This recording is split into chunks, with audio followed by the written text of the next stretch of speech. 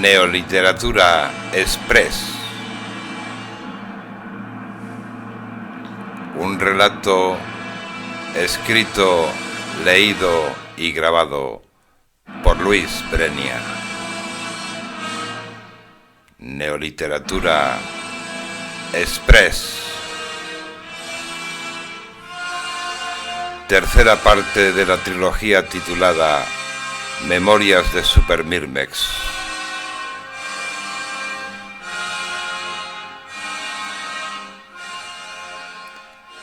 Neoliteratura Express.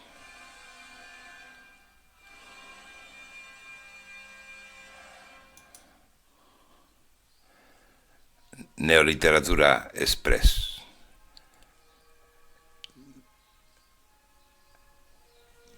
Epígrafe.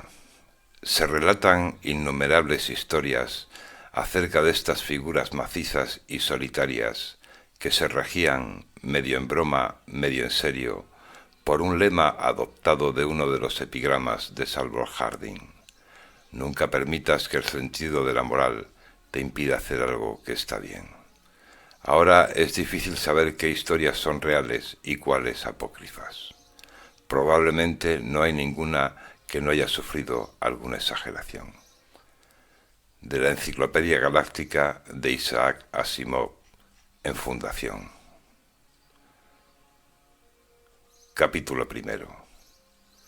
Aquella caliginosa tarde del que era precisamente el Día de los Enamorados del año 2048, mucho había llovido hasta entonces, en la que los promizos rayos de luz solar se colaban por el ventanal como matándolo parsimoniosamente todo, y los minutos eran siglos y los siglos eternidades. Justo antes de dar su espíritu e irse al más allá, el famoso escritor Federico Guzmán Vázquez, Premio Cervantes del año 2038, en un momento en que pidió a quedarse a solas con él, le reveló en su lecho de muerte a Ulpiano, su único hijo de 36 años, como un inconfesable legado capaz de hablar por sí solo, la peculiar existencia de una caja de seguridad en el banco de tal, cuyas claves de acceso fue lo último que en su vida el anciano transmitió tras hacerle ver a su vástago su capital importancia y carácter confidencial. Y apenas un minuto antes de palmarla, el tiempo en que sus miradas permanecieron fijadas, taladrando la del otro, como si en favor de dicha fe las respuestas pudieran pronunciarse en formas de precisas palabras promulgadas, cuando todo fue un severo silencio que no albergaba la más mínima duda. ¿Qué significaba? Parecía obvia la última voluntad de su padre, que de momento tal pregunta se la guardase para sí y solo para sí. Se podían guardar tantas cosas en una caja de seguridad. Lo extraño es que no hubiera mencionado jamás al respecto en toda su vida, de modo que aquella grave novedad le cayó a Ulpiano como un flan, un enigmático flan secreto que, después del entierro, se preocuparía de desvelar. En cualquier caso, una nueva extensión por explorar de la vida de su difunto padre y maestro de las letras, que parecía comportarse como un privado legado personal. La relación de Ulpiano con su padre inevitablemente estuvo sembrada de literatura por doquier.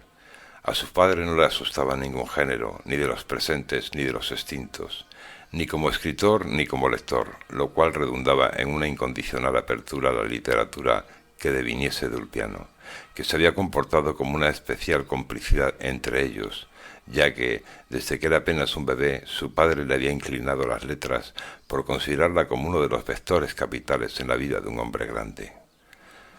Desde que de niño Ulpiano perdiera a su madre, hacía ya 2 décadas y media de ello, su padre se dedicó a partes iguales al cultivo de la literatura y a su tutela, y a menudo al unísono. Se podía decir que Ulpiano había vivido y crecido y educado a la sombra de imponentes bibliotecas en las que su padre parecía moverse como pez en el agua, y más desde que las tecnologías de implantaciones orgánicas habían conseguido comunicarse directamente con las áreas lingüísticas del cerebro humano.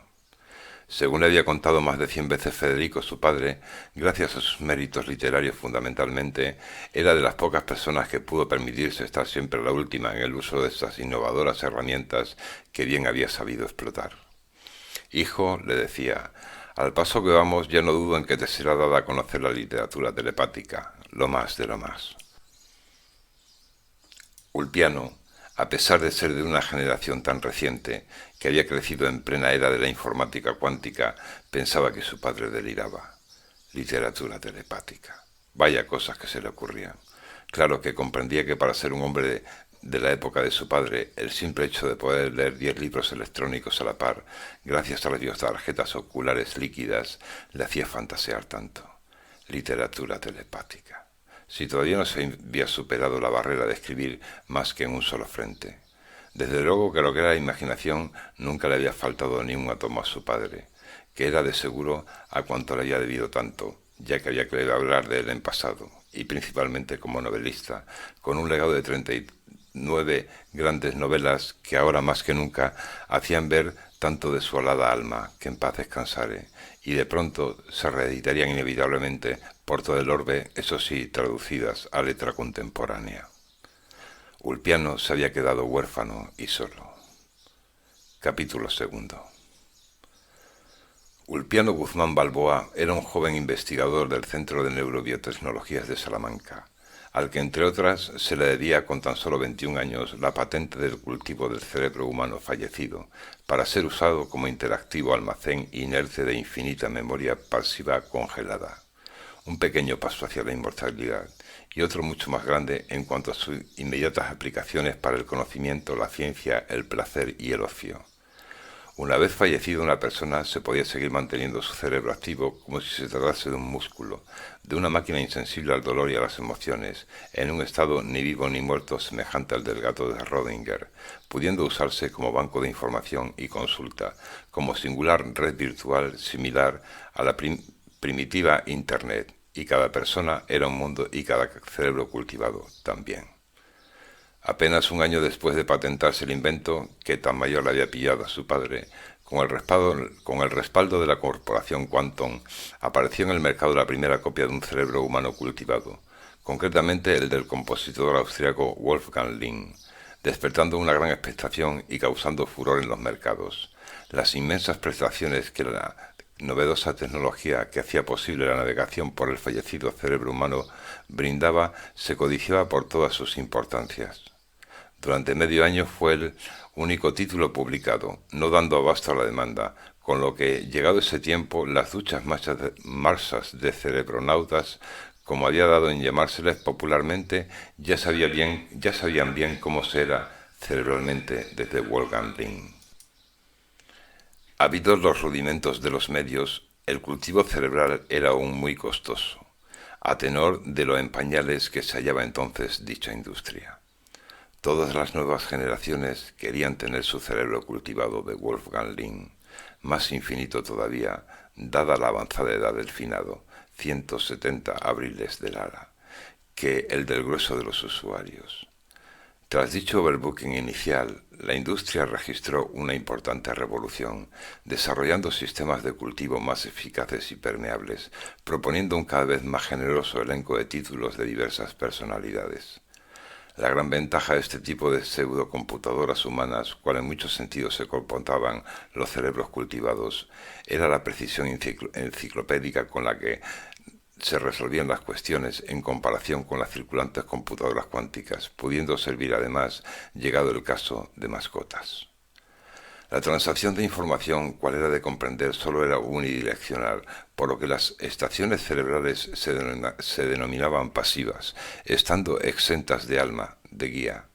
Eran no más que frías y abiertas mentes disecadas, cultivadas, por las que se viajaba fluidamente en razón de su vida pasada, estaciones de memoria biológica que, llegado el caso, podían comportarse como ágiles computadoras telématas.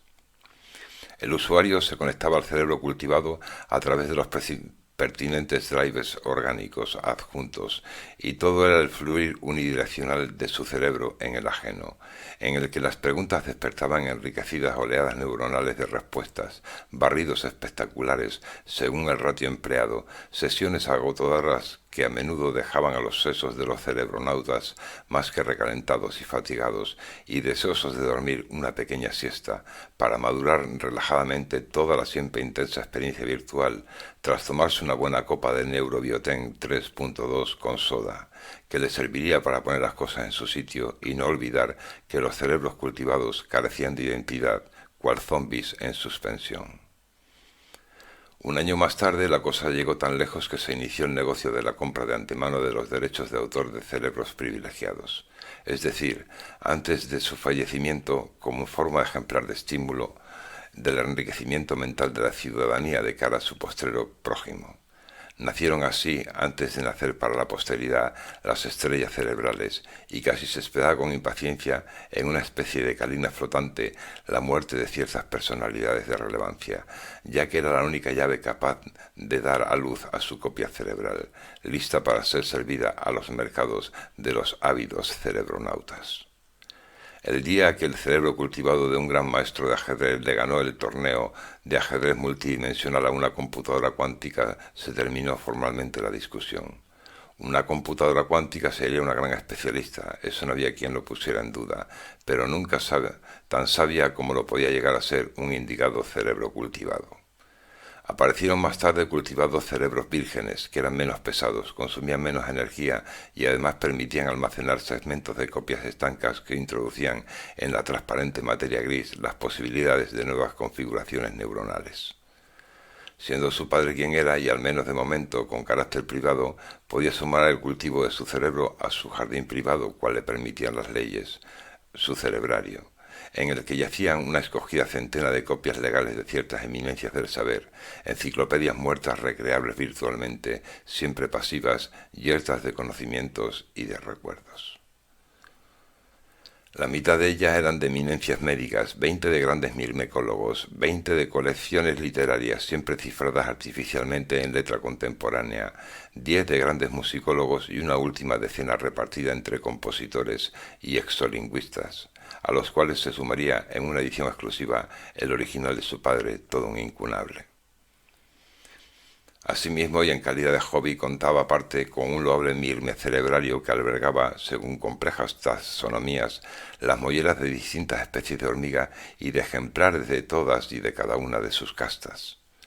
Por lo demás, en el ámbito estrictamente literario, hay que decir que Ulpiano Guzmán Balboa contaba en su haber con un par de no del todo exitosos bestsellers cifrados en letra contemporánea: El alado canto del enamorado y Alentadores regocijos.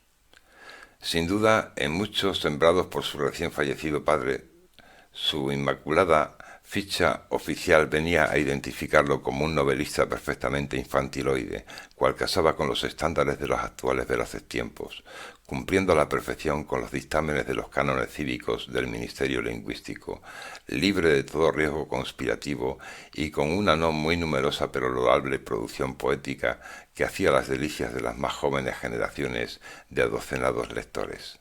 La herencia de su preclaro padre, de momento eso estaba por verse y era demasiado temprano para hablar categóricamente de ello. De momento nada especial en cualquier caso, uno de tantos, un paria baladí más.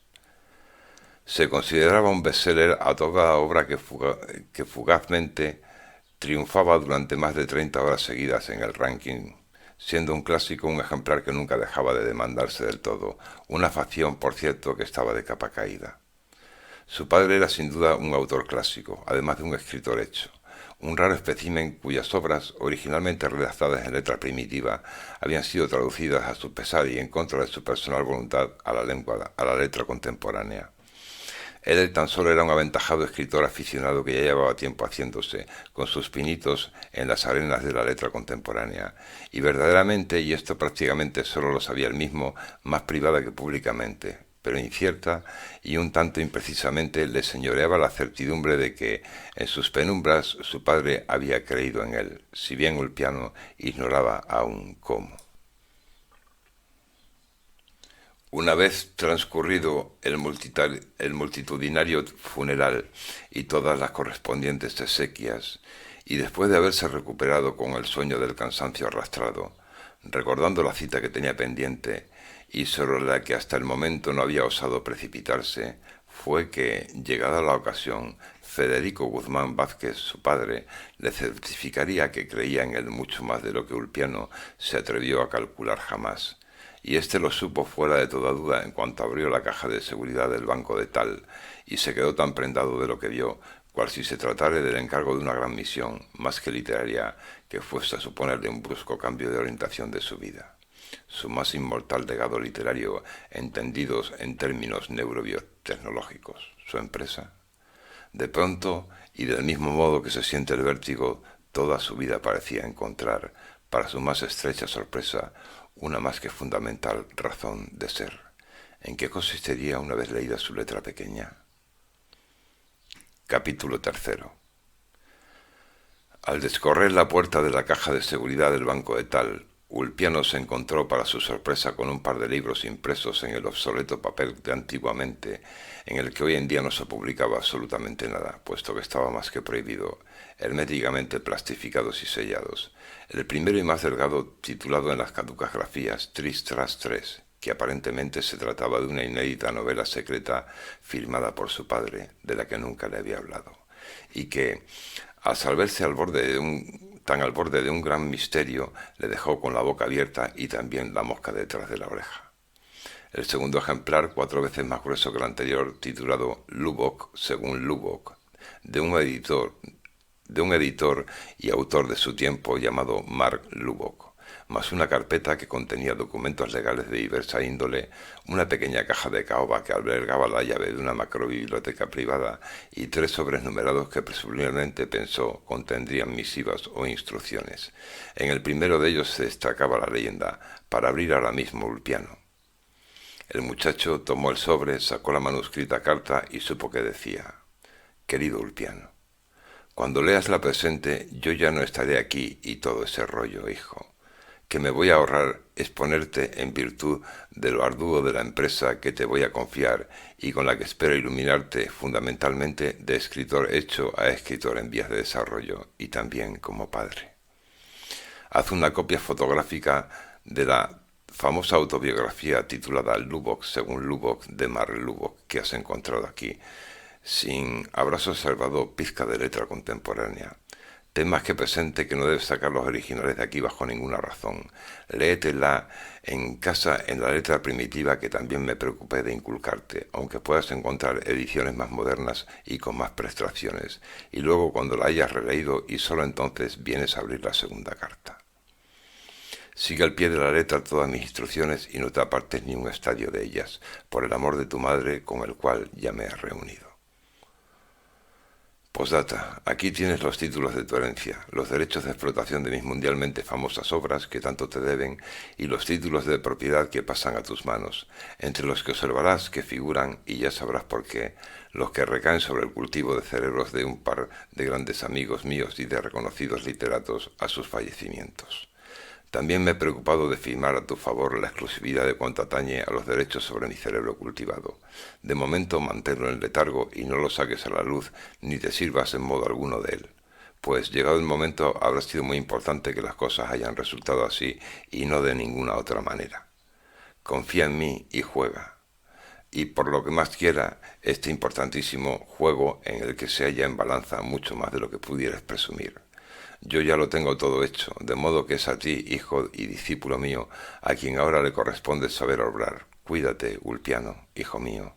Firmado Federico Guzmán Vázquez.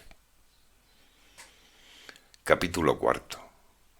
La doctora Mercedes Sainz Laure Ramírez, Mercedes SLR para los amigos, hija del famoso banquero que presidía, si bien no más que a título honorífico, la entidad en la que Federico Guzmán Vázquez tenía alojada la caja de seguridad con la que en esos momentos se las estaba viendo su hijo Ulpiano, era una destacada y bellísima joven de la generación Rhino que había conocido la tecnología de los nanoimplantes en su pubertad y que no en vano ostentaba en sus sienes la última versión de la elitista serie Owadi. Parecía una delicada muñeca de terciopelada porcelana y sus ojos castaños, más vivos que los de un pájaro, prometían a cuanto miraban profundos alcances y reverberaciones. La barroca melena arquitrabada, dándole un aire de náyade, siempre estaba en movimiento, como si fuese un hilo de cromadas sierpes vivas repartiendo niquelados brillos. Pero, era la moda. Los apolíneos pómulos, sembrados por una lluvia de caprichosas pecas de cristal simpático, acentuaban su cordial sonrisa, y sus carnosos labios le infundían sana frescura tras la traslúcida película profiláctica. Trabajaba como directora general de la Inspección Técnica de Estaciones Cerebrales, o ITEC, velando por la sanidad de los soportes y sus contenidos, organismo, todo hay que decirlo, que se comportaba como un efectivo tentáculo de la policía mental y un filtro lingüístico depurador. En su computadora cuántica se resolvían miles de expedientes que atañían a los díscolos comportamientos de ciertos asones o dendritas o determinadas señales sinápticas del cerebro en cuestión, ciertos recuerdos oscuros a veces, reminiscencias flotantes putrefactas, evocaciones indecisas en suspenso. Algunas tenían arreglo y podían enmendarse, pero otras no, y era ella la que tenía que decidir en última instancia las ecuaciones válidas con apenas más que un oportuno y preciso clic telemático que la computadora cuántica resolvía en sus intestinos como por arte de magia, para redactar el informe de viabilidad o inviabilidad. A veces le bastaba observar el aspecto de un cerebro para presumir lo que se podía esperar de él. Por ejemplo, siempre intuyó que el de aquel senador neomarxista Gregory Lake sería un pozo negro, y no se equivocó ni un pelo. Sus particulares rugosidades se lo adelantaban. La vez que se las vio apostando con un poeta por el que nadie había dado en vida ni un ochavo, Solomon, fue más que un regocijo para ella la noticia de su éxito mediático, pues además de su sorprendente boom, logró ser condecorado con el premio post-mortem de poesía de aquel año. Otras veces las cosas no eran ni mucho menos lo que le parecían. Algún día todos los cerebros vendrían codificados de serie en letra contemporánea, cual ocurría con los más jóvenes, y todo sería más simple. De cara a la publicación de las yertas mentes, no estaban legalmente consentidos por decencia, urbanidad y dignidad cuantos ámbitos abarcaban los pecados capitales, que eran eliminados de las raíces a las puntas en sus ramificaciones y extensiones por las computadoras cuánticas, estirpados cual si fuesen meros bioqubits de 3 al 4. Por supuesto, era necesario presentar el certificado de civismo a la hora de solicitar su aletargamiento o cultivo, en tanto que los alcances de la fase de depuración mental eran cada vez más sofisticados y operativos, y los medios de publicación más sencillos y virtuales. Así era como funcionaban las cosas. Como en virtud de quien era el finado Premio Cervantes y amigo de su padre, tío Bernardo, y su abuelo, y extrañamente, dada su potencial relevancia, no se solicitaba su publicación ni su habilitación, que hubieran tenido necesariamente que pasar por los tamices y protocolos de la depuradora mental, sino tan solo la autorización para su aletargamiento. La doctora, sin pararse en más burocracias a meditarlo, no encontrando vueltas que buscar en el ejemplar certificado de civismo de Federico Guzmán Vázquez, y para abreviar, estampó telemáticamente su firma en la terminal de la computadora cuántica que, en un tris, escupió la credencial con que afrontar los trámites. Y de este modo se cumplían los trámites y se autorizaba el traslado íntegro del cerebro de don Federico del depósito de cerebros al cerebrario particular de su hijo, sito en el domicilio del mismo. En cierto modo, la doctora SLR se sintió más aliviada, ya que, dada la relevancia del personaje, había contado con tener que afrontar la engorrosísima y agotadora tarea de la depuración mental de aquel privilegiado cerebro literaturizado a la antigua. Pues sin duda los que por encima de todos los registros cerebrales más le daban que hacer, los que más de cabeza le traían a la ITEC a causa del rigor de los parámetros que el Ministerio Lingüístico exigían, eran los de los compositores y los escritores, ya que esto, y en especial en los últimos, y más si eran poetas o novelistas de obras cifradas en letra primitiva, cual era el caso, solía darse un selvático fenómeno único denominado caoplejidad, que por su enrevesada arquitectura resultaba muy difícil de tratar neuronalmente, ya que tales sujetos sabían, por lo general, sortear ágilmente los protocolos legales sin perder la compostura, y de tales y caprichosos y antojadizos modos resultaba más que difícil echarles mano, normalizarles y, en consecuencia, homologarles. Además, un cerebro cultivado durmiente, es decir, en letargo, era todo un melón cerrado, pero le extrañaba un tanto que un peso pesado como lo era don Federico Guzmán Vázquez no abriera su mente a sus millones y millones de seguidores, cual era ya lo usual en el caso de las personas fallecidas, famosas o relevantes. En otro tiempo a eso se le habría llamado abrir una página web. Tampoco constaba que el difunto hubiera comerciado en vida con los derechos de explotación a título póstumo de su cerebro y por tanto y por ley pasaban a ser propiedad de su heredero, su único hijo, Ulpiano Guzmán Balboa, 3 años más joven que ella, del que había oído mucho hablar pero al que no conocía personalmente, quien tendría toda la potestad legal sobre el asunto. Ambos, el solicitante y la inspectorán, sabían que sus padres guardaron una pequeña gran amistad, pero ellos no, lo cual no era del todo extraño en aquel veloz mundo multidimensional en el que el archicontado tiempo era apurado virtualmente hasta el último femtosegundo. Sin embargo, ella le hizo llegar por internet su pésame, y él no lo agradeció menos que el resto de muestras de condolencia que le llovieron a cada segundo desde las distintas redes en aquellos todavía primeros momentos. Su padre era muy famoso, y Mercedes Saint Laurent Ramírez apenas alguien más. Tras salvar toda la burocracia, la unidad de transporte de ITEC le trajo a su domicilio el cerebro de su padre del depósito de cerebros en una homologada cápsula. Lo sacó de ella con ayuda de las pinzas biónicas y lo sembró en su cerebrario, un poco más allá del área que correspondía a los mirmecólogos, a donde moraría en letargo y hasta nueva orden. Se juró seguir las instrucciones de su padre al pie de la obsoleta letra primitiva que le había dedicado y en la que él se olía la presencia de un decisivo gato encerrado de gran envergadura, a juzgar por el prudencial y grave tono de las últimas palabras de su progenitor.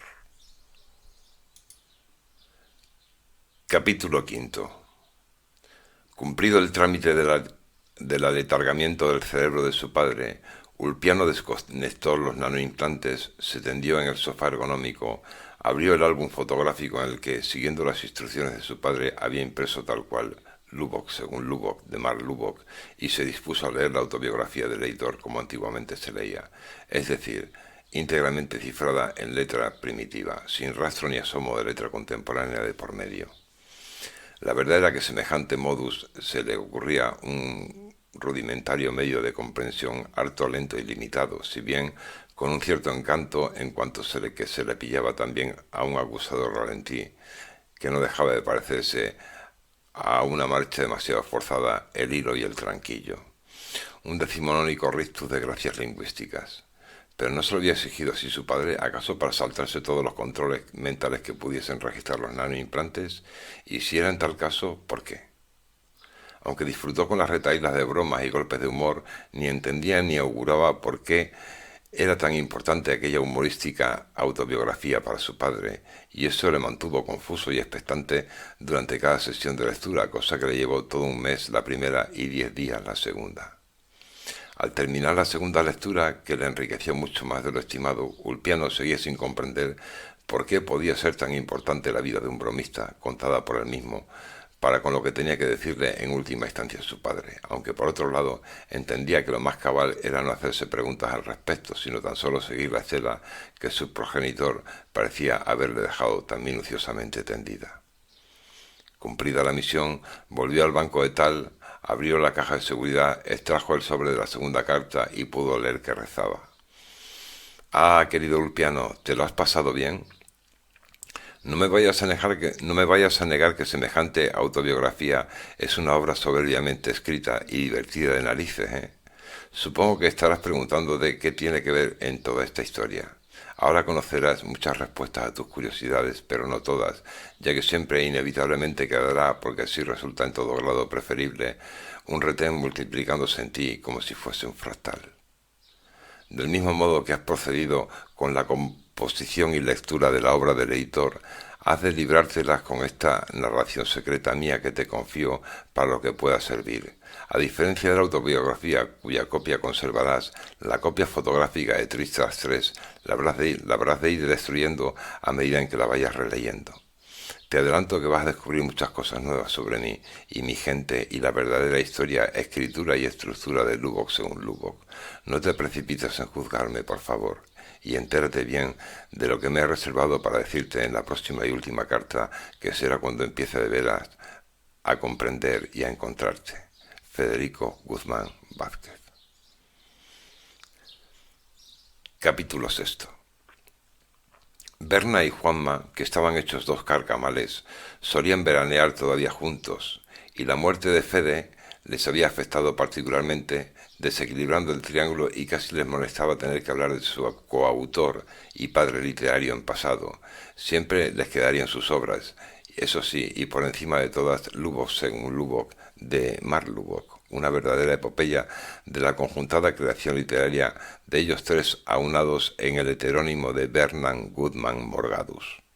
Ambos sabían que Federico tenía toda la confianza del mundo puesta en su hijo Ulpiano, al que sin embargo y de seguro no le había revelado en toda su vida absolutamente nada que tuviera que ver con Bernard Goodman Morgadus. No obstante, ambos ancianos dudaban mucho de que Federico no tuviese ya preparada su muerte. En cualquier caso, habían afirmado que sus cerebros cultivados permanecerían en el estado de letargo mientras alguno de los tres viviese.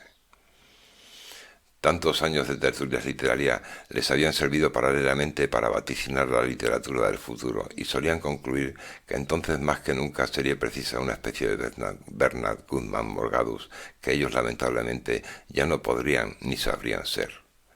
Un Bernard Goodman Morgadus de mediados del siglo XXI que supiera poner las cosas en su sitio y a cada cual en su lugar.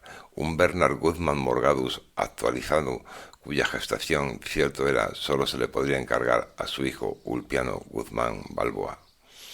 El caso es que Federico, con sus tira y afloja, sus razones y su fe, les convenció finalmente de que, en pro de la lucha, cedieran a su fallecimiento los derechos de explotación de sus cerebros cultivados a su hijo Ulpiano, y de que, además de confiarle su formación literaria y científica, contribuyesen con sus medios y luces a las mismas. Eso hicieron, como si Ulpiano fuese la reencarnación de Bernard Goodman Morgadus, procurándole al muchacho el conocimiento de 30 idiomas en cursos, 2 exolenguas, la carrera de neurobiotecnólogo, la pasión por la literatura, la música y la misma ecología. Y logrando que a sus 25 años, bajo sus prominentes sienes, se alojasen 2 laminados nanoimplantes de la reservada serie Abad, que no era cualquiera ni mucho menos quien los llevaba. Muerto Federico Guzmán Vázquez, su legado pasaba legalmente a Ulpiano Guzmán Balboa. Ambos ancianos lo sabían, pero hasta que ellos no feneciesen y sus cerebros cultivados no fuesen a parar a su cerebrario, se las ingeniase extralegalmente para habilitarlos, y accediere a ellos, no podría estar en plenas facultades para cometer de veras la confiada empresa de concebir, gestar, resucitar al Bernard Goodman Morgadus de su tiempo. Por lo demás, no serían ellos quienes irían a él, sino que lo esperarían tranquilamente, balanceándose como si nada en sus hidromecedoras, y así sabrían de sus progresos al respecto por él mismo. Aquella lánguida tarde alquilaron una magnetonave para darse un paseo no más, bordeando la lusitana autopista magnética. El despejado cielo de Lisboa parecía teñido de añil a lo lejos, como si despidiese más un rocío que un condensado rumor lumínico astigmático. Berna sabía conducir maravillosamente. A Juan Manuel Morgado Macarro le seguía entusiasmando el póker, era algo superior a él, pero esta vez, como habían convenido antemano, no recalarían en Estoril para echar unas manos en su insigne casino, cual ya lo habían hecho otras veces. Solo por conducir a toda hostia el vehículo, Bernardo Bernal Chaparro solía complacerse en acompañarle. Esta vez habían venido a meditar, y ya lo habían hecho.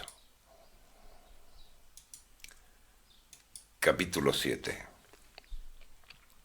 A lo tonto, Tris tras tres, se revelaba ser mucho más que la mera memoria novelada que prometía cubrir una faceta más de la vida de su difunto padre, se olió enseguida Ulpiano. Una faceta de lo más secreta, a la sazón de haber permanecido oculta desde siempre para él. La narración en primera persona de tal fragmento de su vida prometía como poco una última singularidad. Leyéndola conoció sus comienzos, sus posteriores desdoblamientos literarios en las ya ínclitas figuras de Manuel Morgan y de John McCarroll, sus peripecias, el singular fichaje por parte de Libros del Nuevo Milenio, la suscripción de Juan Manuel Morgado Macarro a la Orden Canal A. Manuel Morgan y la deliberada incorporación de Bernardo Bernal Chaparro con el fin de cerrar el triunvirato y de personalizar a John McEnroe. La primera broma gorda de Mark Lubbock, las publicaciones; la segunda broma de Mark Lubbock, los entrelazamientos de las autorías; el resultante nacimiento, reflejo y la precipitación de la factoría literaria de Marcus Lubbockis, y de cómo este escritor híbrido se transfiguró en Bernard Goodman Morgadus, escribiéndole la autobiografía al editor, y de cómo éste a su vez asumió la autoría de Lubbock según Lubbock antes de haber completado su lectura a fondo. Esa era la verdadera historia que se narraba hasta que coronó el capítulo 50 y se tornó de tal manera que se le pusieron los pelos de punta al comenzar a comprender la confesión en que inesperadamente venía a desembocar toda aquella urdimbre, la tipificación del guiño de su padre que al cotejarlo le inundó por su corrosiva agudeza de risa, y el perpetrado crimen lingüístico perfectamente ejecutado que la envenenada lectura de aquella autobiografía suya significó para Mark Lubbock, el cobro de su cabeza.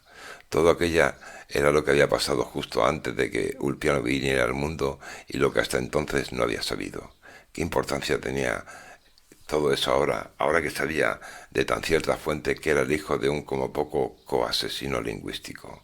Y como mucho cualquiera sabía asesino directo o indirecto, un asesino potencial entrelazado en cualquiera de los casos con otros dos más, y también había que admitirlo, aunque no fuera una novedad, un grandísimo literato. Ulpiano pensó en la voluntad que le hizo a su padre embarcarse en tan maquiavélico juego, cuyo objetivo y último fue terminar al son de la broma con la vida del editor. Sin duda se debió de entrever aspectos sumamente estéticos y tentadores en la empresa. ¿Acaso el desafío mismo de dar a luz a Bernard Goodman Morgadus a fin de medirlo? ¿De conseguir materializar una literatura tan capaz? Su padre se había preocupado puntualmente de advertirle que no le juzgase. La novela era una gran novela, pero era ineditable, al menos de momento y por razones ajenas al manejo de la letra primitiva en que se hallaba cifrada. Si toda aquella información cayese en manos de la policía mental, revolverían el pasado, sacando a la luz la confesión del crimen, desenmascarando a los tres escritores y vituperando singular y especialmente la patriarcal figura de Federico Guzmán Vázquez, honorablemente presente en millones y millones de cerebros cultivados. Y todo en un tris seguiría al garete, despojándole de su cuantiosa herencia y quemando su apellido. Todo cuanto legalmente era él daría inevitablemente un vuelco hacia peor, del que todos saldrían muy mal parados: Juan Manuel Morgado Macarro, Emmanuel Morgan, John Macarro y Bernardo Bernal Chaparro. Y en consecuencia también prohibirían Lubbock según Lubbock, que se revelaría entonces en toda su microrelojería como una lingüística arma homicida de impoluta precisión. Subterfugiosa y malignamente atribuida como al son de la broma, no se sabía muy bien por qué al propio Lubbock, debido al consentido falseamiento por parte del editor de la verdadera autoría que correspondía a un desconocido autor híbrido llamado Bernard Goodman Morgadus, un declarado criminal lingüístico de comienzos de siglo, una especie de escritor tóxico con poderes terroríficos que, de darse actualmente, se perseguiría a muerte por orden del Ministerio Lingüístico. Ahora ya, conociendo los parciales secretos que desvelaba la novela, sabía cuánto tenía que ver con el estado en letargo del cerebro todavía sin inspeccionar de su padre, y con las que de pronto revitalizadas personas de sus compinches, Juan Manuel Morgado Macarro y Bernardo Bernal Chaparro, dos carcamales de miedo, autores directos de los dos misteriosos guiños restantes y no esclarecidos aún en Tris tras tres, que junto con el revelado de su padre le costaron en términos probabilísticos la vida a Mark Lubbock. Estaba comenzando a situarse, mas su padre le había advertido que hasta que no abriese la tercera carta no terminaría de encontrarse. De golpe estaban pasando demasiadas cosas nuevas en su vida, o al menos en su mente. Menos mal que en cuanto activaba los nanoimplantes de la serie Abad, se desconectaba por completo de estos ámbitos y preocupaciones. Terminó de deshacerse de la copia de la novela como le había sido indicado en la destructora de documentos y decidió dejar para dentro de una semana la apertura de la tercera carta. Convenía hacer las cosas despacio y bien. No le favorecería que se registrasen más desconexiones de los nanoimplantes de las habituales. Había que dosificar por tanto bien el tiempo. Mucho le hacía ver que estaba internando en las arenas de la más pura clandestinidad lingüística, o de algo muy parecido que la rayaba. La verdad es que hasta entonces no había tenido un secreto de aquella envergadura, ni había sabido qué era tenerlo. Sentía rasgado el himen de su inocencia. Muchas cosas se agitaban en él en caída libre, anhelando un posicionamiento y un dominio. De momento evitaría encontrarse con los compinches de su padre, sobre todo en los hiperespacios, y dejaría rodar la bola como si no supiese nada. ¿Por qué se la despertó su padre? ¿Por qué no se llevó tal novela confesional a la tumba? ¿Acaso porque sabía en algún modo que la dejaba en las mejores manos? ¿Acaso con el fin de pervivir, de acometer algún fin postrero? ¿Le hablaría de todo esto su padre en la última carta que le quedaba por abrir? Los casi centenarios ataques contra la palabra y los más contemporáneos contra la letra primitiva, llevados a cabo por los infralenguajes judiciales, periodísticos, publicitarios, televisivos y cinematográficos, habían culminado con la implantación universal de la letra contemporánea en el año 2040 por parte del Ministerio Lingüístico, principal promotor y artífice de la doctrina lingüística, que facilitaba además los protocolos con los que los nanoimplantes de las diversas categorías sociolaborales formalizaban las comunicaciones lingüísticas trabables entre hombres y computadoras cuánticas, máquinas, cerebros cultivados y los neotextos cifrados en letra contemporánea. La letra contemporánea, una aún tosca aproximación a la telematía, infiltrada a través de los nanoimplantes, cualesquiera que fueran sus series, garantizaba el control gubernamental de los discursos y facilitaba el combate contra la lingüística tóxica de la disidencia lingüística, que aún se basaba con la rudimentaria letra primitiva, la muy acérrima y retrógrada, que no quería aceptar ni a la de tres, que los tiempos habían cambiado. La lingüística tóxica, dados sus primitivos cifrados, dificultaba los controles gubernamentales, sobre todo cuando se coronaba en los apogeos de la tipificada literatura tóxica, el peor de los pecados lingüísticos que pudiera darse, y que en los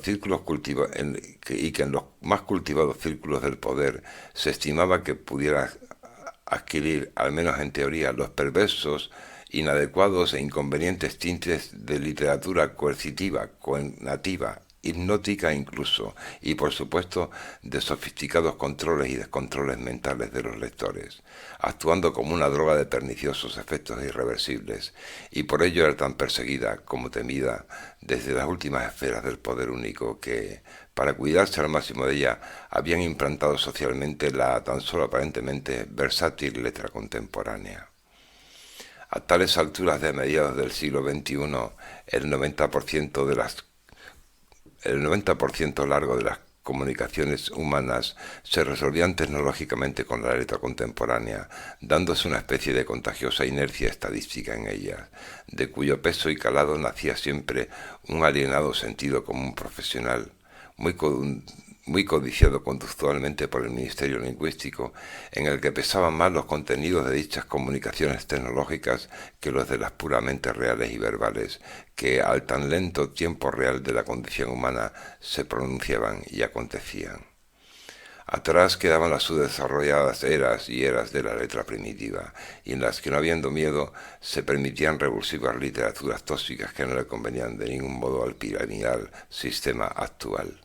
Una literatura propia de unos hombres que aún creían que la libertad no era una utopía, de unos hombres caducos que hasta soñaban y que nada o poco tenían que ver con las nuevas generaciones cuánticamente asistidas que gracias a los nanoimplantes fetales ya nacían sabiendo las nociones más fundamentales de la letra contemporánea. Capítulo 9. En sus ratos libres, Mercedes L.R. no quería saber nada de cerebros cultivados, ni de computación cuántica, ni de vida virtual, hasta el punto de que durante 3 horas diarias desconectaba sus privilegiados nanoimplantes de la serie Wadi para airearse. Durante ese tiempo, salvando algunas lecturas en letra primitiva, no hacía especialmente nada ilegal, sino que se dedicaba a disfrutar primitivamente de la realidad real, sus contingencias y vanidades. Paseando por el parque con su anciano padre, saliendo de compras por los más caros bulevares en busca de novedades, escuchando en la cabina de audiciones los últimos hits en vivo de biomúsica orgánica, agotándose en el gimnasio, montando a caballo, permitiéndose una refrescante copa de algas de extractos de algas Norau en el club, visitando pinacotecas multidimensionales de vanguardia, disfrutando, conversando en tiempo real y sin virtualismos con sus amigos, manufacturando de rupestre modo artesanal artísticas creaciones de cromocerámica lumínica en su tallercito, viendo un partido de aerobol. Nada ilegal, salvo aquellas soporíferas lecturas que tanto le relajaban y la transportaban a un mítico mundo que ya se había quedado atrás.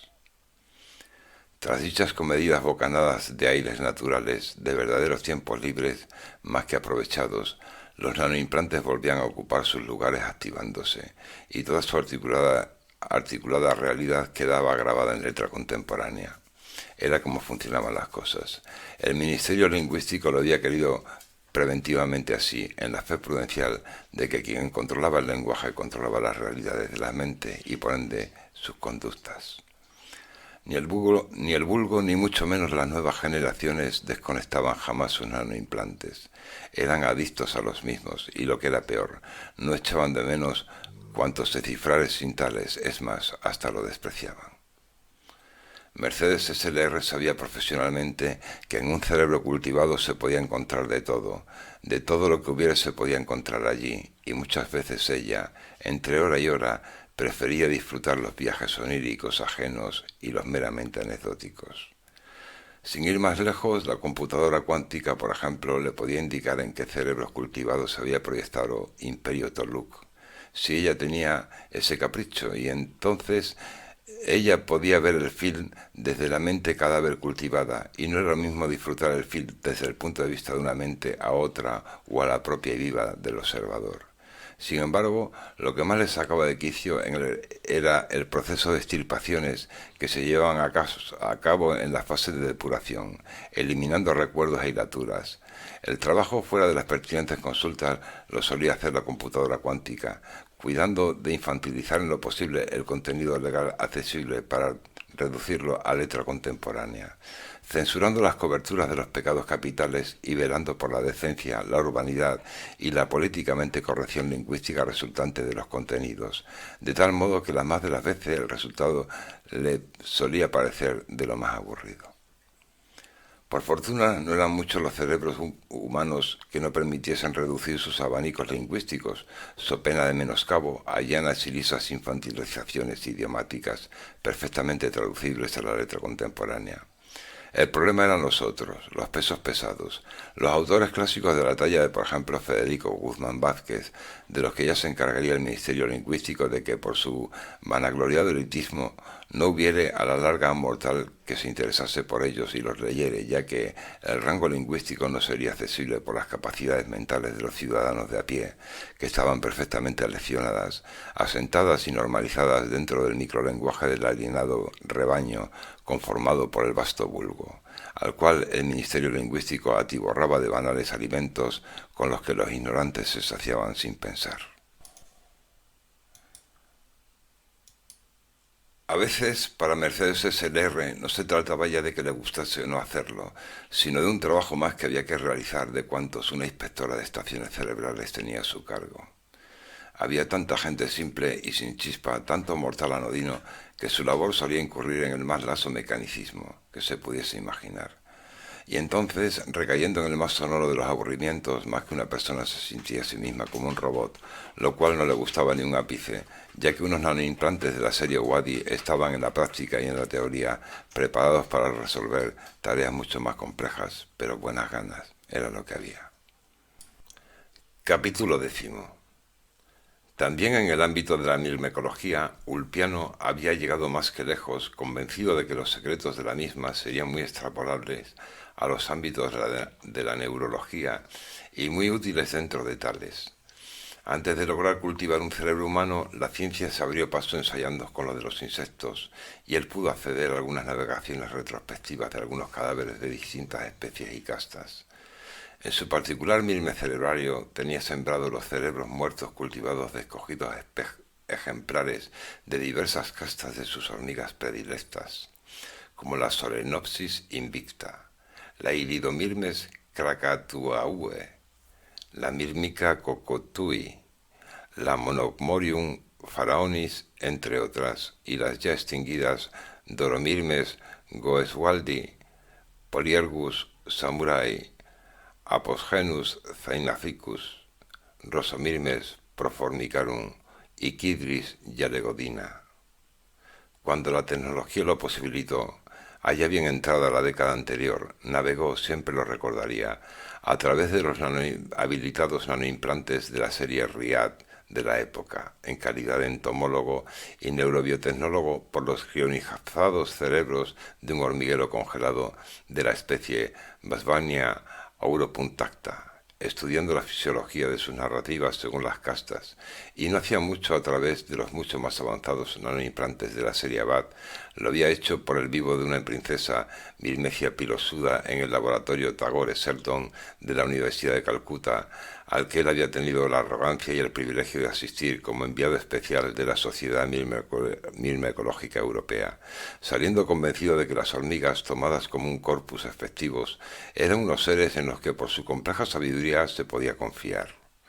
Algún día, del IREVA despierto, se podría navegar en tiempo real por los cerebros humanos vivos, como ahora se podía hacer en calidad de meros observador con los de algunos insectos y arañas. Tampoco era tanto imaginar. La ciencia y la tecnología parecían ir más rápidas que el propio tiempo, y de un día para otro se progresaba tanto como en lo que a comienzos del siglo se refería a un mes. En tan solo 3 semanas los equipos neurobiotecnológicos envejecían y en medio año quedaban obsoletos.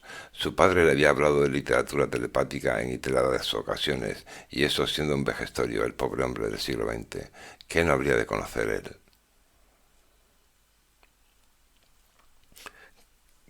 Capítulo 11.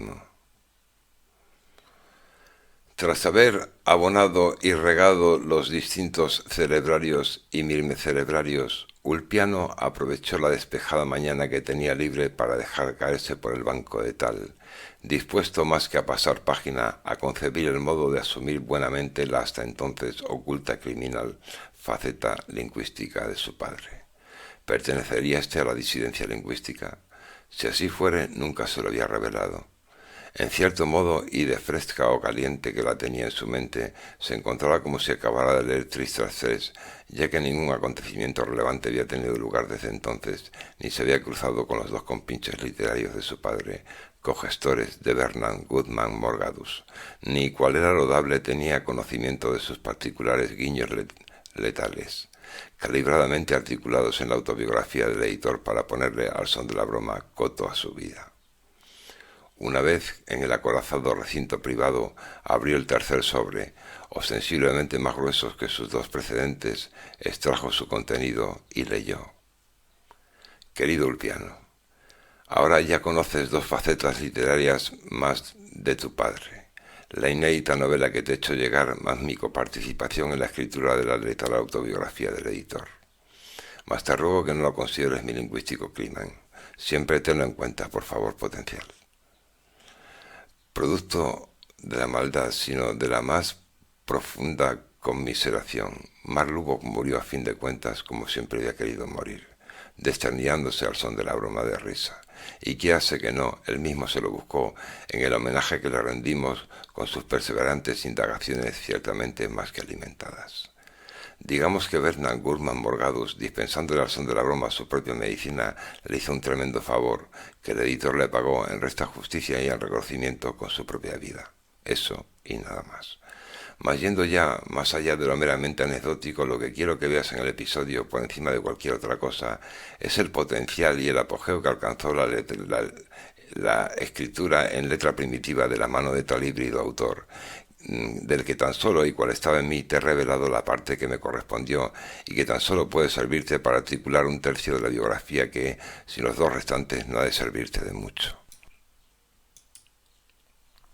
Bernardo Bernal Chaparro y Juan Manuel Morgado Macarro, a los que espero que todavía, y por no aguantarles, no los haya recibido Dios en su gloria, so pena de que se la desbaraten, sino que todavía se anden correteando a los sones de sus edades por ahí con sus cerebros intactos, son los únicos que podrán revelarte los 2 tercios que te faltan, y que se vuelven más que necesarios para completar el puzzle y llegar a comprender, en consecuencia, la verdadera personalidad, entereza y audacia de Bernard Guzmán Morgados, con el fin de que sepas primero ensamblarle adecuadamente y después darle cabida en los nuevos tiempos, pues hoy más que nunca y a raíz de las tropelías llevadas a cabo por el Ministerio Lingüístico, es más que necesaria no ya su figura, sino su tóxica literatura, aunque cifrada en esa letra contemporánea mundialmente implantada y que tan mayores nos ha pillado a mis socios y a mí, con la que pretenden erradicar el lenguaje literario cifrado en letra primitiva, el único que puede salvar al hombre y al género humano,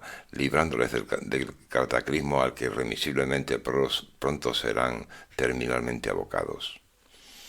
Con tales 2 tercios tan personales en tu haber, sumados al que, tras habérselo yo brindado, ya tienes, podrás leer, como yo solo, Bernard Guzmán Morgado y el propio editor pudieron hacerlo, Lubbock según Lubbock, y conocer en consecuencia todos sus secretos, tanto reduccionista como holísticamente. Cuídate entonces y especialmente de que tu risa no te traicione descarrilándote en demasía, so pena de poder matarte, cual le sucedió al editor, para lo cual te recomiendo que te dopes a propósito con alguna moderna droga legal como por ejemplo el Yalidón o un inhibidor.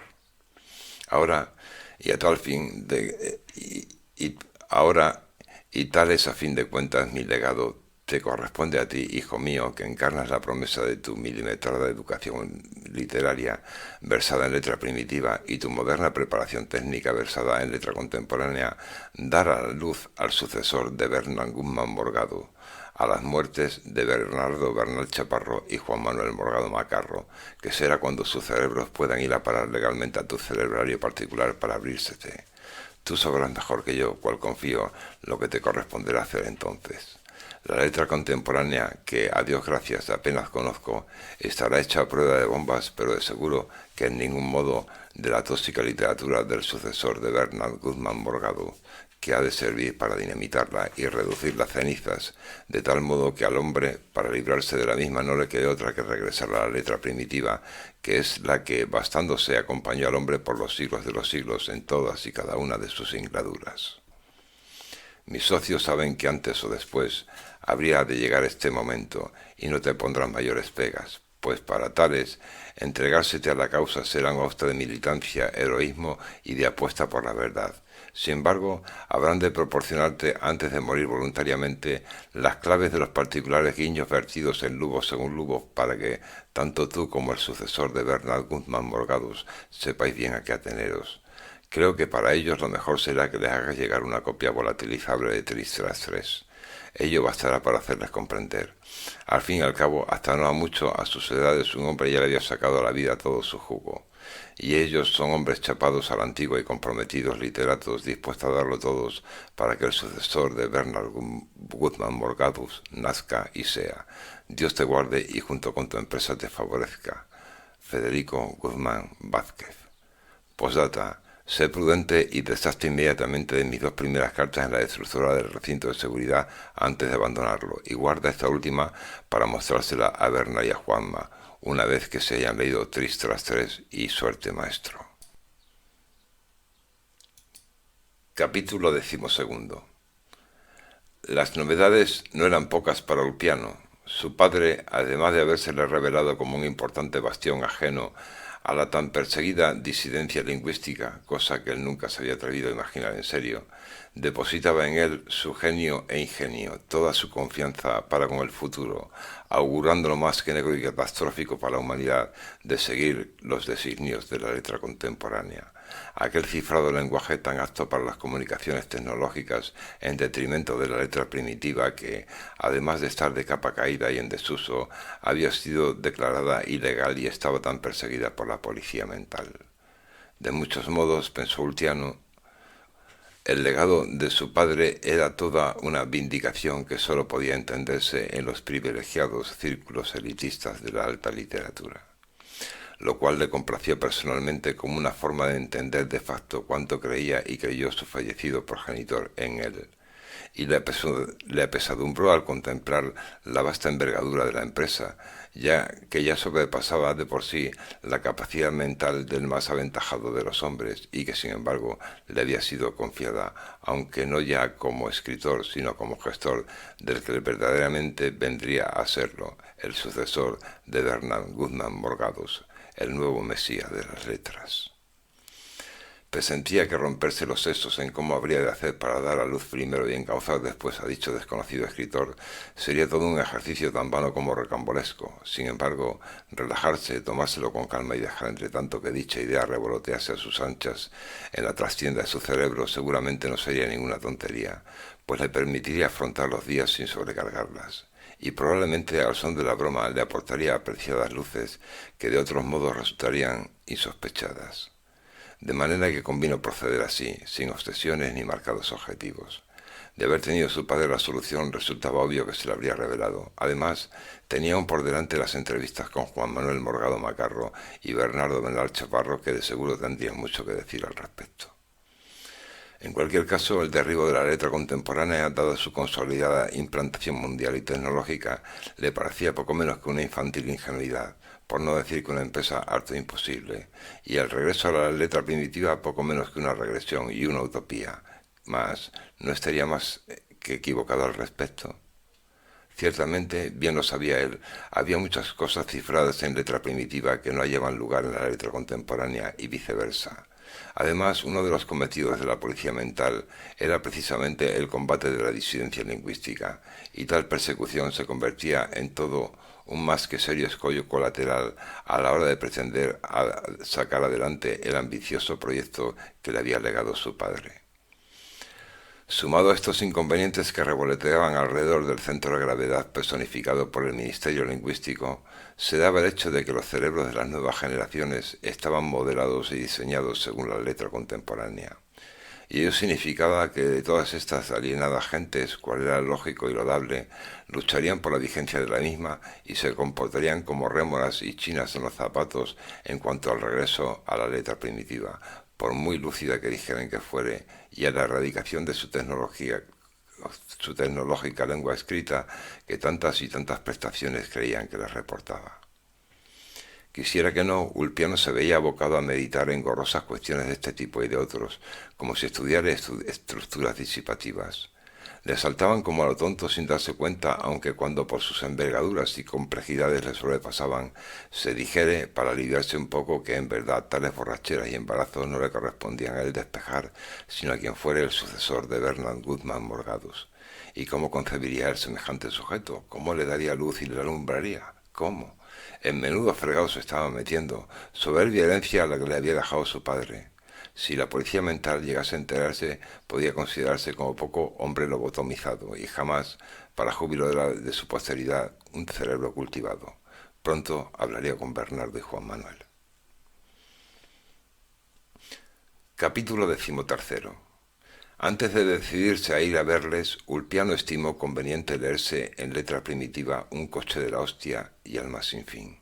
Obras, como yo sabía, de la genuina autoría de Bernardo Bernal Chaparro, a pesar de que la primera se hubiese editado bajo el compartido seudónimo con su padre de John Macarro. Cuestión que tras la pormenorizada lectura de Tristas III bien sabía explicarse, que sin duda su padre albergaba en su clandestina macrobiblioteca de papel y que esperaba como así fue que debidamente le reportasen sus luces.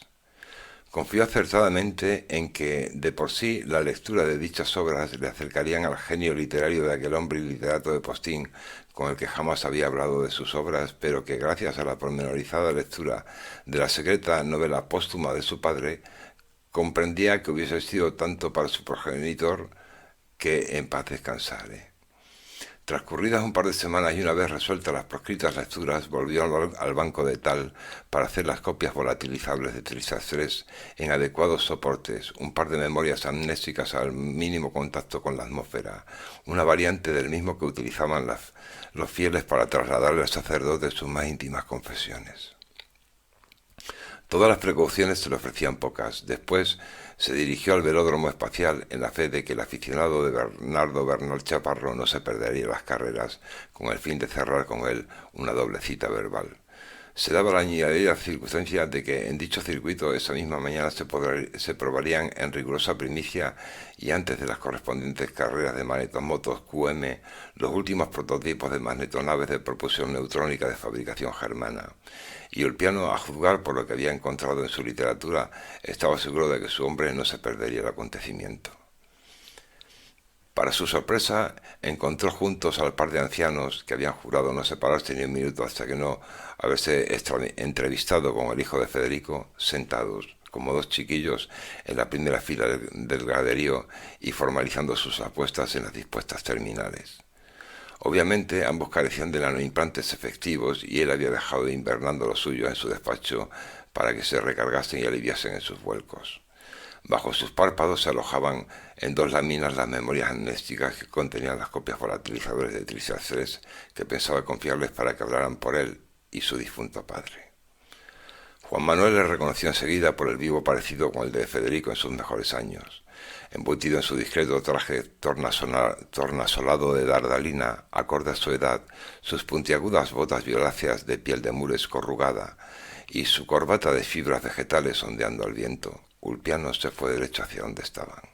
Por lo que, tras propinar el que conoció un codazo a Bernardo, ambos supieron al instante de la visita al velódromo iba más con ellos que con las carreras. Salve César, los que van a morir te saludan, le saludaron simultáneamente los jóvenes ancianos. Salud, gladiadores, respondió Ulpiano, agregando tras extenderle las memorias volatilizables. Lo primero es lo primero. Semejante inesperada iniciativa, cuyo Howard reconoció en el acto, confundió un tanto al par de octogenarios que no pudieron evitar el mirarse entre sí. Un detalle póstumo del viejo Fede para sus amigos, aclaró el muchacho, sin dar pie a más interrogaciones al respecto. Ya hablaremos más despacio cuando hayan digerido su confidencial contenido. ¿Por quién han apostado? Bernardo, que es más atrevido, por la escudería noruega, y yo, que soy más prudente, por los bielorrusos, atajó Juan Manuel. Entonces yo lo haré por los austríacos, diestros como nadie en la resolución de ecuaciones Solomon Podalski. Ya veo que te conoces bien el circuito, muchacho, pero no te confíes, le dijo Bernardo. No solo cuentan las matemáticas en este deporte a la hora de evaluar las destrezas de los equipos. Yo, aunque Juan Manuel no lo crea, prefiero apostar por la sincronización humana. Menuda bola, no le creas Ulpiano, Bernardo es un incondicional de la mecánica. Para mí, en cambio, lo más sensato es el azar, y los bielorrusos siempre tienen la potra, dijo Juan Manuel. En aquel momento se apagaron las luces del estadio y se encendieron los proyectores tetradimensionales que dibujaron en la arena el intrincado circuito cambiante. Y luego los haces láser se fijaron sobre los nacarados prototipos de las aerodinámicas magnetonaves. Ulpiano percibió el guiño con que Juan Manuel le daba a entender el repentino secuestro de toda la atención de Bernardo, que parecía echar los bofes por volar en uno de ellos. En el graderío del velódromo no cabía ni un protón y todos los espectadores iban provistos de lentes ralentizadoras con las que poder seguir las evoluciones de las competiciones increíblemente más rápidas de lo que naturalmente pudiera alcanzar el ojo humano. A Bernardo se le caía literalmente la baba también a cámara lenta. Una vez concluidos los preliminares, los proyectores tetradimensionales dibujaron en el ruedo un bucle, una especie de anillo de Moebius multiplicadamente doblándose sobre sí mismo, y las magnetomotos ocuparon la parrilla de salida. Entonces el circuito comenzó la cuenta atrás, cambiando sucesivamente de color, siguiendo el orden inverso del espectro cromático, y cuando todo estuvo tornado rojo, las ultrasónicas magnetomotos salieron disparadas como balas incandescentes que llevara el diablo. A cada vuelta se modificaba la estructura del circuito y un aullido de placer recorría casi a la par, y como el restallido de un látigo, el graderío. La expectación hablaba por sí misma en el máximo silencio, y el público febril temblaba tras las sofisticadas lentes cerámicas como si fuera víctima de un shock conjunto. Nuestros hombres no se distinguían en nada de los demás, cautivos de los progresos, rehenes de la atómica velocidad que a simple vista pudiera parecer congelada en sí de rápida que acontecía. Bielorrusos, austríacos, coreanos y noruegos cruzaron a la par la línea de meta y nuestros hombres se miraron estupefactos entre sí, por encima de las lentes, como si todos sus esquemas se hubieran roto a la par en sus confluencias. Si no lo veo, no lo creo, dijo Bernardo. Si no lo creo, no lo veo, dijo Juan Manuel. A tomar viento la sincronización, el azar y las matemáticas, viva la conjunción factorial. concluyó Ulpiano, y abandonaron el velódromo con una oreja caída y la otra levantada. Ni habían perdido, ni habían ganado. ¿Sería ese el secreto de los coreanos? Capítulo 14. Tanto Bernardo como Juan Manuel, cuando leyeron la novela póstuma e inédita de Federico Tristas, se quedaron de una pieza una, no tanto por su contenido, que se conocían de más, sino más bien por su fraguada formalización literaria que, dicho sea, del mejor Guzmán Vázquez, y por cuanto ello significaba, primero al ser puesta en conocimiento de su hijo Ulpiano, y luego en el de ellos, dado el círculo que con tales lecturas se cerraba. Un círculo con el que, a tenor de sus muchas conversaciones, habían contado que llegara a comprometerse, aunque no de tan reverenciada forma. Con el cerramiento de dicho círculo se ingresaba en una nueva esfera, tal y como, contando con todos ellos, había previsto el finado, un territorio que ahora les tocaba resolver a sus amigos con Ulpiano, y que tan elegantemente había sabido hacer las cosas, un estadio preliminar al verdadero tiempo en que se resolverían sus conformes apuestas.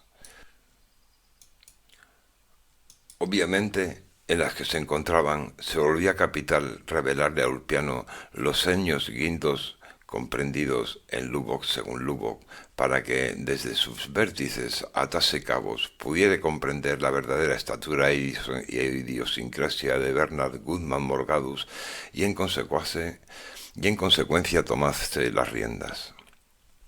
Claro que todo ello no habría de bastar, sino que serían necesarias sus respectivas muertes para que pudiera operar desde sus cultivados cerebros, según el propio plan tramado y consensuado de Bernard Goodman Morgadus, para que su sucesor pudiese tomar la alternativa, aunque a partir de entonces todo dependiese mayormente de las pericias de Ulpiano, tan dignas de elogio como situadas fuera de las coberturas de Bernardo y Juan Manuel, que no estaban ni con mucho duchos en neurobiología como el muchacho ni Cristo que lo fundó.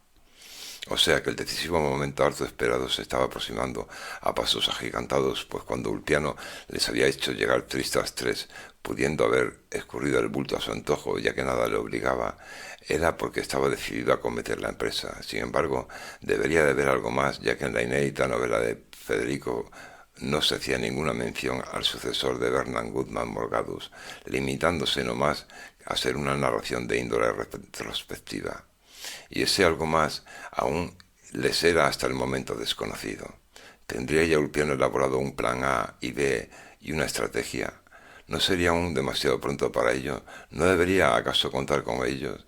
De momento la lectura de Tristas 3 no era más que un envite, ya que Órdago no lo podía ser, a tenor de que sus particulares guiños al editor, tan capitales para comprender a fondo su letal autobiografía, aún no estaban en conocimientos del hijo de Federico.